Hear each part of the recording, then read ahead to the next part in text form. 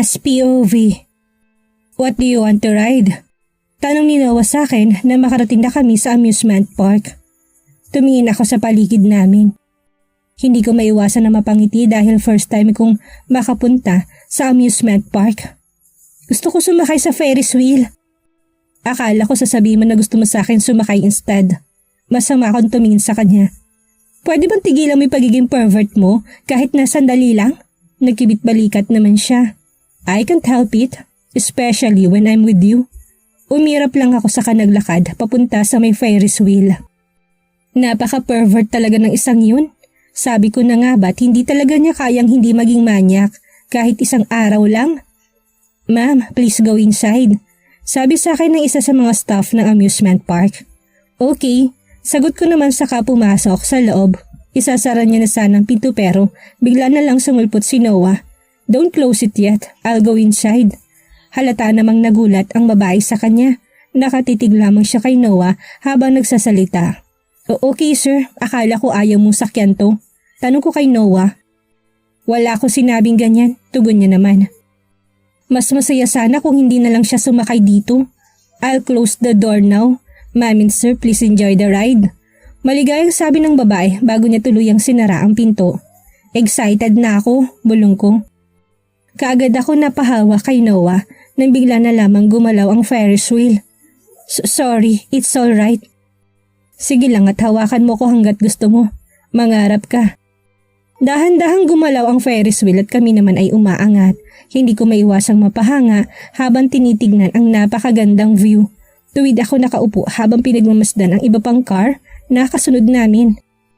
Ramdam kong malakas sa pagtibok ng puso ko habang papaliit ng mga tao sa paningin ko. Gustong gusto ko naman ang sumakay sa mga rides pero takot din talaga ako sa mga matataas na lugar. Nagpapawis ng noo ko habang ang mga kamay ko naman ay nanlalamig. Buong akala ko pa nga ay mag-freak out na ako nang naging mas mataas pa kami. Pero imbis na gawin yon ay mas lalo pa akong humanga sa ganda ng view. Kitang-kitang malapit na beach pati na rin ang araw na mukhang papalubog na. Eto ang unang beses ko makapunta sa amusement park. Ha? Nabigla si Noah na bigla na lamang ako magsalita. Well, nadala naman ako ng mami ko sa amusement park dati bago siya mamatay pero matapos nun wala na. Bumuntong hininga ako. Nang mamatay siya, wala na akong ibang nagawa kundi tumira sa mansyon ng daddy ko. Nawalan na ako ng time para sa sarili ko. Hindi rin ako gaano nakakalabas dahil parati akong busy sa mga gawaing bahay at sa pagsisilbi sa kanila. Hindi nagsalita si Noah, nakatingin lang siya sa akin. Bigla ko na lang naramdaman ang pangingilid ng luha sa mga mata ko kaya kaagad kong pinunasan yon gamit ang kamay ko. Hindi naman ako nagrereklamo, sila rin naman ang dahilan kung bakit wala akong problema sa mga expenses sa school. Sila ang dahilan kung bakit ako nakakapasok sa isang magandang school. Sa isang mamahaling school pa, kaya tingin ko wala akong karapatang magreklamo. Kung may pakialam sila sa'yo, bakit kanila tinrato na parang maid? Pamilya mo ba talaga sila? Doon lamang nagsalita si Noah. Anak lang ako ni Daddy sa katulong nila noon. Nagkaroon sila ng relasyon kahit nakasal na siya kay Tita Patricia. Napalaya si Mommy sa mansyon nang malaman ng pamilya ni Daddy tungkol doon. Namuhay siya mag-isa't pinalaki ako. Hanggang sa isang araw bigla na lang nagpakita ang daddy ko saka sinabing gusto niya akong kunin mula kay mommy. Humikbi ako. Walang stable job ang mami ko kaya mahirap din para sa kanyang ibigay ang mga kailangan ko. Pero masaya ako sa kanya. Sobrang saya ko kapag kasama ko siya. Sumandal si Noah sa dingding ng Ferris wheel. Then what happened? Kinuha ko ng daddy ko mula sa kanya at dahil alam ng mami ko na hindi niya rin kayang ibigay ang lahat ng kailangan ko, binigay niya ako sa kanila. Tapos nagkasakit siya. Sabi niya lang sa akin ni daddy na namatay na si mommy isang araw. Napakalungkot ko noong araw na yon. Hindi ko alam kung paano mabuhay nang wala siya.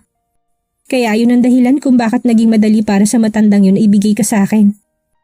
Tumingin naman ako sa kanya.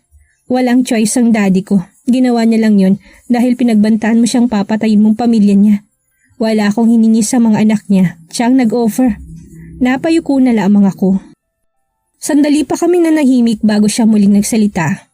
Ako din, hindi ko naranasang pumunta dito kahit isang beses. Ha? Ito ang pinakaunang pagkakataon na nakasakay ako sa Ferris wheel. First time ko ding pumunta sa amusement park.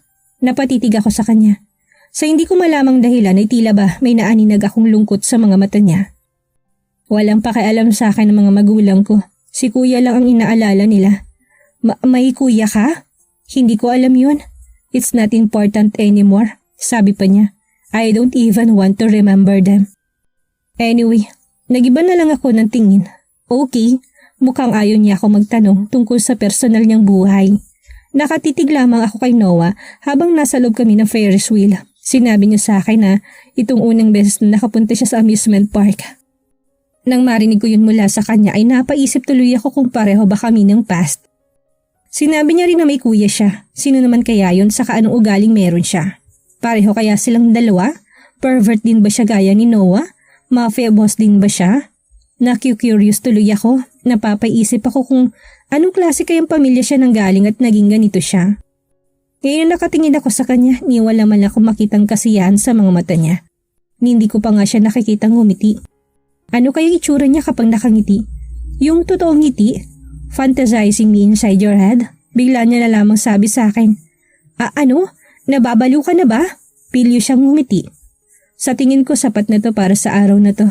Maglalakad na sana siya paalis pero hinawakan ko siya sa braso. Dahilan upang mapahinto siya sa paglalakad sa katumingin sa akin. What?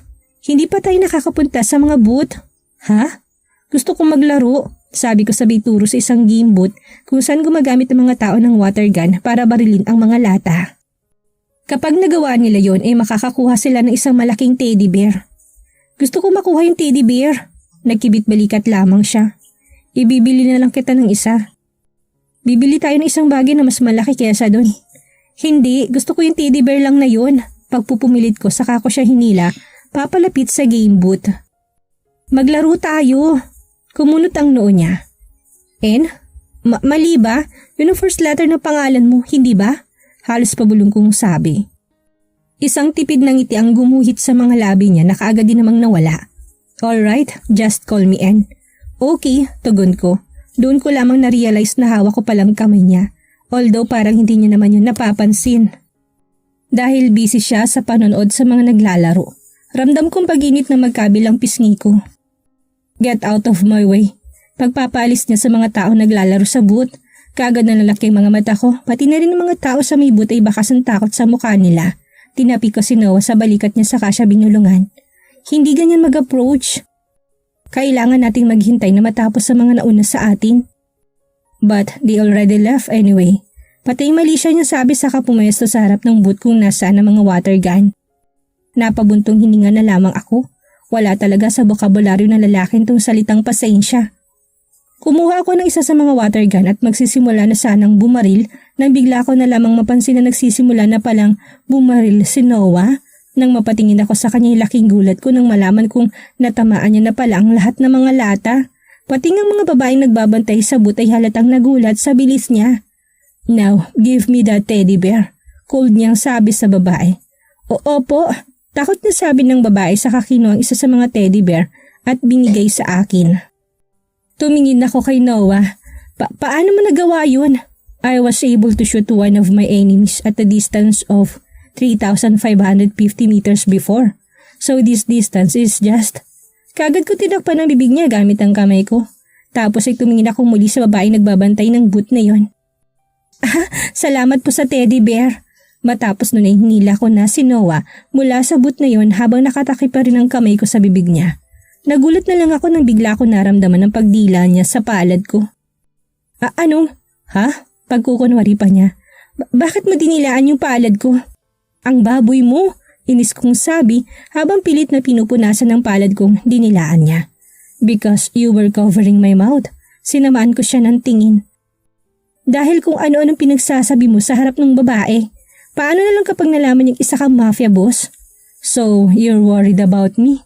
Siyempre hindi Baka kasi matakot siya kapag nalaman niya. Hindi mo kailangan mag-alala tungkol doon. Alam ng lahat ni isa akong mafia boss. Wala akong pakialam kung malaman nila. Paano ko ba pakikisamahan ng lalaking gaya niya? Proud pa talaga siyang sabihin sa ibang taong isa siyang mafia boss. Let's play other games. Bigla niyang sabi. Ha? That one? Niya sabay turo sa isang booth kung saan nanghuhuling mga tao ng isda sa loob ng isang aquarium. Ang tanging gamit lamang nila ay isang maliit na net pero ang gitna nun ay parang papel kaya medyo mahirap na makahuli ng goldfish. Maliban na lamang kung mabilis ka. Naglakad pa palapit si Noah sa booth niyon. Wala naman akong nagawa kung hindi ang sundan siya. Huwag mo na silang paalisin, okay? Pero kahit na wala siyang sinabi ay kusang gumawa ng daan para sa kanyang mga tao doon. Tumingin si Noah sa akin. See, I didn't even do anything. Marahil ay yun ay dahil nakaka-intimidate ang aura niya. Litaw na litaw ang katangkaran niya sa lahat ng taong nasa booth niyon. Pinagmasdan ko lamang siya habang sinusubukan niyang humuli ng goldfish. Hindi siya nakahuli ng first attempt kaya nagtry ulit siya.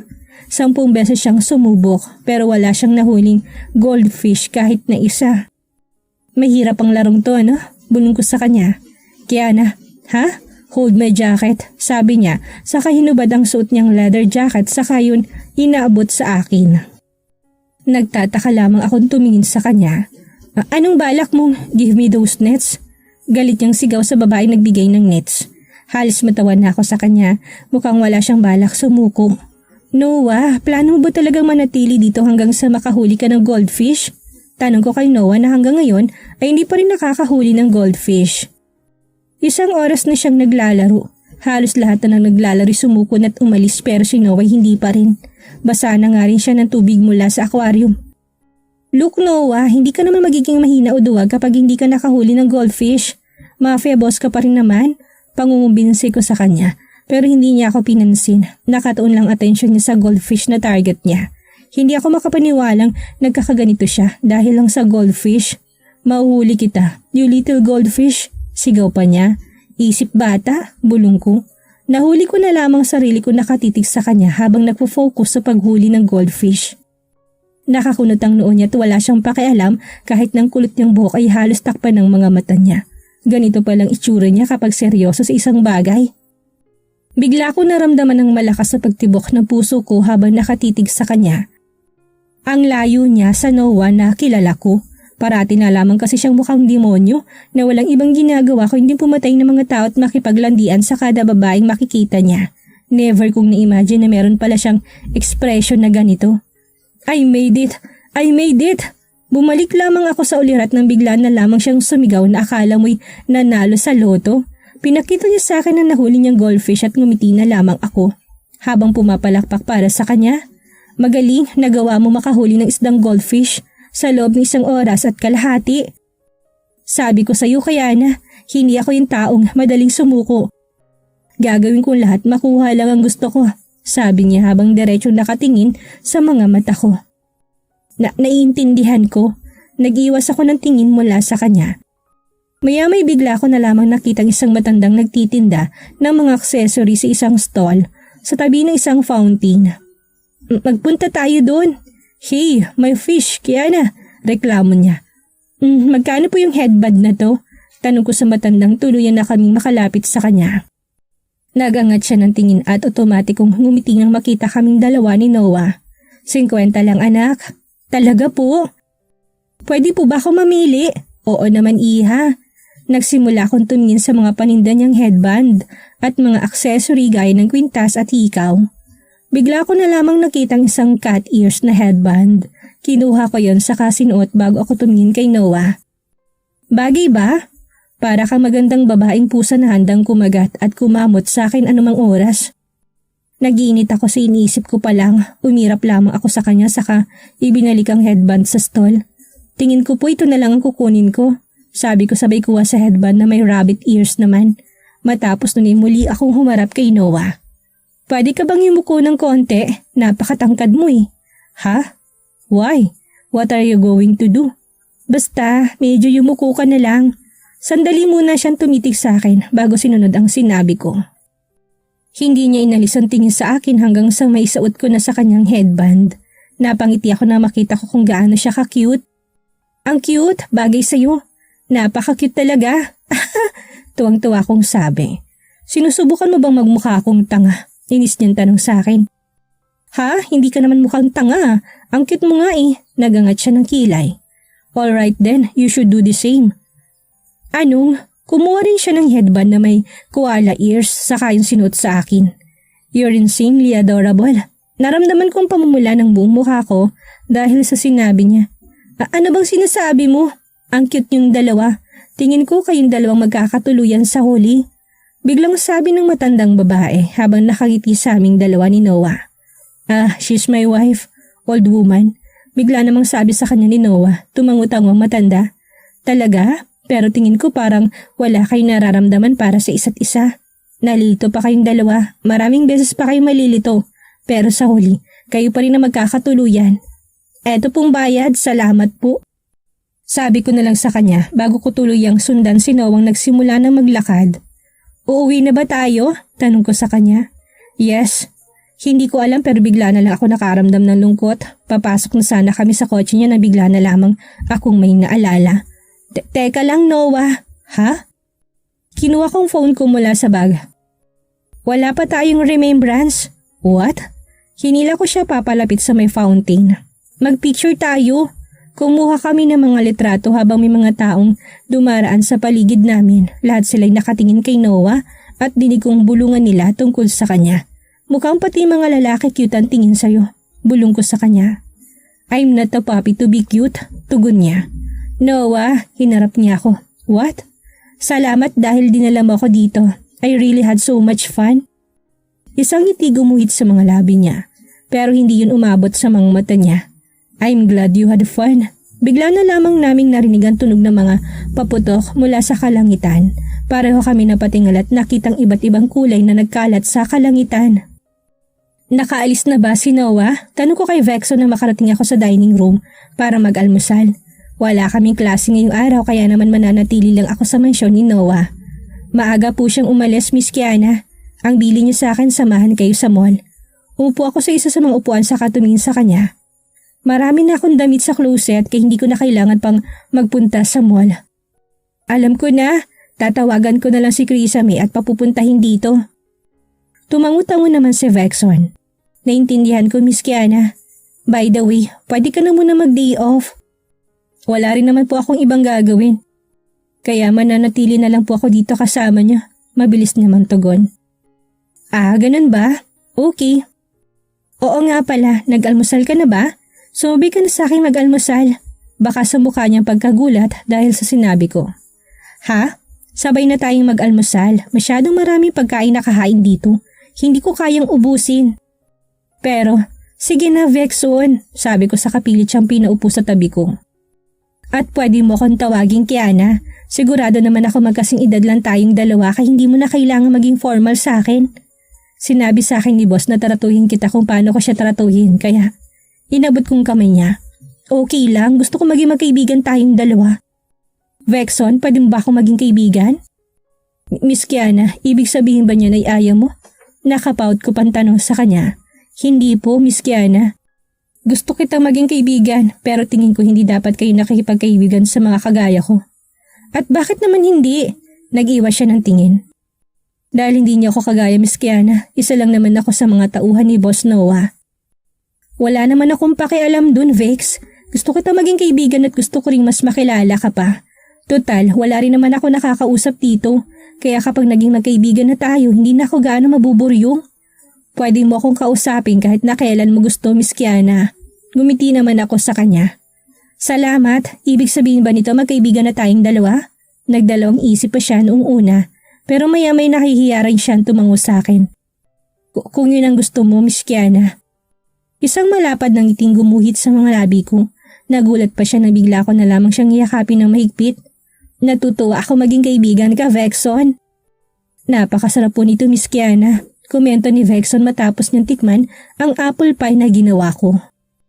Wala akong ibang magawa, bukod pa doon imila ka din daw si Crisame kaya hindi siya nakapunta. Nakahinga ako ng maluwag, mabuti naman kung ganun. Buong akala ko pa nga pangit ang lasa. Masarap to, Miss Kiana. Sigurado akong pati si boss ay magugustuhan to. Talaga? Oo naman. Ngumiti ako sa kasumandal sa may lababo habang nakatingin sa kanya. Alam mo, Vexon, nagbibake ako kapag malungkot ako. Kapag nagawa ko na yun, nakita ko ng ngiti mula sa mga labi ng mga taong tumikim nun, nagiging masaya na ako. Ibig sabihin po ba nun, malungkot kayo ngayon? Parati naman ako malungkot, kahit nung nasa bahay pa ako ng daddy ko. Hindi ko rin alam pero pakiramdam ko parati na lang ako mag-isa. Magmula nang mamatay ang mama ko, pakiramdam ko parati na lang may kulang sa akin. Tingin ko'y naintindihan kong nararamdaman mo, Miss Kiana. Tumingin ako sa kanya na nagtataka. Ha? Namatay ang papa ko noong 10 taong gulang pa lang ako. Dahil doon, nagpakasal ang mama ko sa isang clerk. Ayos naman kami noong una, bungahala ko ngay magkakaroon na ulit ako ng ama.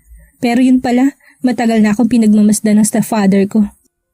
Pinagtangkaan niya akong gahasain isang gabi nang umalis ang mama ko. Mabuti na lang at isa akong black belter sa taekwondo. Kita kong lungkot sa mga mata niya habang nagkakwento. Sinubukan ko yung sabihin kay mama pero hindi siya naniwala sa akin. Inisip niya pang baka gumagawa lang ako ng kwento. Dahil dun napagpasyahan ko na lang na maglayas at maghanap ng trabaho sa napakamurang edad. Kawawang Vexon, bulong ko. Hanggang sa makilala ko mga magulang ni boss nung 15 years old pa lang ako. Kinupkup nila ako at ginawang isa sa mga katulong nila. Nang malaman ni boss na magaling ako sa pakikipaglaban, kinuha niya ako bilang tauhan niya. Walang pag-aatubili ako sumali sa grupo niya. Napakurap-kurap ako. Ang mga magulang ni Noah, mabait ba sila? I mean, anong klaseng mga tao ba sila? Mababait sila, Miss Kiana, pero hindi sila ganun kalapit kay boss. Tinrato nila ako bilang isa sa pamilya nila. Sigurado ako magugustuhan ka rin nila. Kaya lang may problema. Ano? Sandali siyang napahinto. Hindi sila sangayon sa pagiging mafia boss ni Boss Noah. Well, kung ako rin naman ang mga magulang niya, hindi rin ako makakapayag ng bunso kong anak ay isang mafia boss. Komento ko. Ngayong unti-unti nakikilala ni Kiana at Noah ang isa't isa. Saan kaya sila dadalhin ng kanilang mga damdamin? Magawa kayang mapalambot ni Kiana ang puso ni Noah? Yan ang ating aalamin sa susunod nating kabanata.